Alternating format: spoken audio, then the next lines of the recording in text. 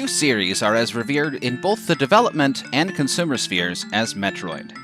First released in 1986 with the original Metroid game, and really hitting its stride in 1994 with the impeccable Super Metroid, this line is so influential that it helped to inspire an entire genre, Metroidvanias. Metroid is so iconic that it comes as a surprise to some outside the fandom that the mainline entries often release several years or even decades apart. Metroid Dread is the latest entry in this series, the newest since the release of 2002's Metroid Fusion. After planet SR-388 is destroyed in order to wipe out the deadly X parasite, the Galactic Federation is sent video evidence of surviving X on planet ZDR. This mysterious evidence compels the Federation to send 7 robotic recon units, the EMMIs, to ZDR to gather more information. The EMMIs soon stop transmitting, so the Federation resolves to send the only known person with immunity to X, Samus Aran. As far as setups go, this does a good job and gets our hero into her element, alone on a hostile planet. While the intro may be a bit lengthy for some, it conveys the necessary information and invites the player to investigate ZDR. It is also skippable on subsequent playthroughs. Planet ZDR is split into a handful of different environments with specific music and art assets that give each of them their own identity. Each environment also has unique set pieces and landmarks that help the player maintain their bearings. As with other games of this genre, Metroid Dread unlocks bit by bit as the game unfolds.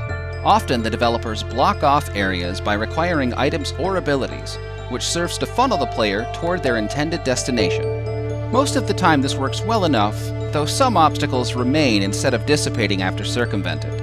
This can sometimes interrupt the flow of gameplay when backtracking. Metroid Dread excels in environmental storytelling. An upcoming boss or challenge is often foreshadowed by actions or set pieces in the background. This type of storytelling rewards multiple playthroughs as certain environmental clues become more apparent to a player who has insight as to what challenges lie ahead. Fans of the Metroid series will be delighted to know that Metroid Dread is not without sequence breaks. Clever use of the environment or correct execution of a skill can reward Samus with items earlier than if she had taken the intended route. Developer Mercury Steam clearly understands and to some degree expects sequence breaking.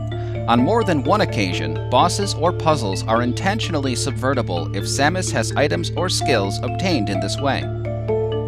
From a gameplay perspective, Metroid Dread feels like a combination of the best aspects of past entries. The game is less linear than Fusion, but not as overwhelming as Super. The difficulty ramps up well, with few spikes that leave the player frustrated. Save points are available, but the checkpoint system from Samus Returns is also implemented to allow quick reffights should the player lose to a boss. This is a welcome addition to players who don't want to retread the same area before trying to fight the boss again. Other returning features include the Phantom Cloak, Flash Shift, and Pulse Radar Aeon abilities, as well as the melee counter from Samus Returns. In a welcome update, the melee counter can now be executed while moving, so combat doesn't break the flow of Samus's movement. The EMMI units are a clear nod to the SAX from Fusion, combining the fear of running from an unkillable enemy and the thrill of finally bringing it down once the player has found the correct ability. Metroid Dread is a welcome return to form for the series.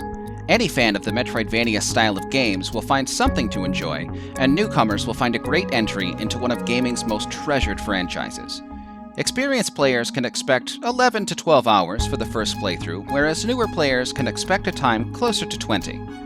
While not quite hitting the highs of the legendary Super Metroid, Metroid Dread is well worth the $60 US price tag. A 4 out of 5.